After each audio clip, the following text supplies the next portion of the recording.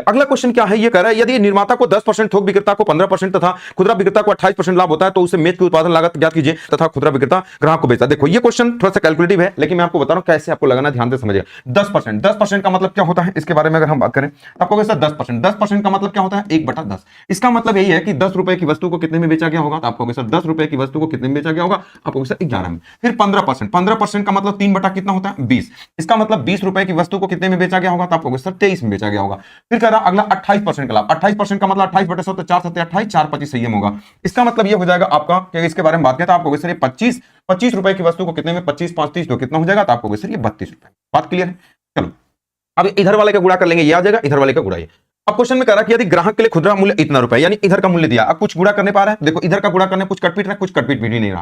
तो बताओ इधर का गुणा करोगे कितना आएगा, तो 25 दूना कितना हो जाएगा, देखो तो आपको 00 तो आएगा ही, अब 25 दूना कितना होगा 50, यानी इधर 5000 आएगा। इधर का गुणा करना बेवकूफी है, इसका मान दिया है और इसी का मान आपसे पूछा है। यानी अगर हम बात करें कि ये जो 75,900, देखो आप कैसे सॉल्व करोगे, ये जो 75,900 है ना, एक का यूनिट की वैल्यू आपको दिया है, इसके बारे में अगर हम बात करें तो अब आपको सर ये इधर वाली की वैल्यू दिया है, यानी 11 अगुड़े 23 अगुड़े कितना है, ये 32 यूनिट की वैल्यू है। हमसे क्या यूनिट की वैल्यू पूछा है, तो आपको सर ये 5000 की यूनिट की वैल्यू पूछा है। कैसे आप इसको सॉल्व करोगे, कैलकुलेशन कैसे करोगे, देखो अब यहां पर जैसे अगर 5000 यूनिट की वैल्यू पूछा तो हम इससे कटने वाला नंबर भी मान सकते थे कि क्या होगा इसमें।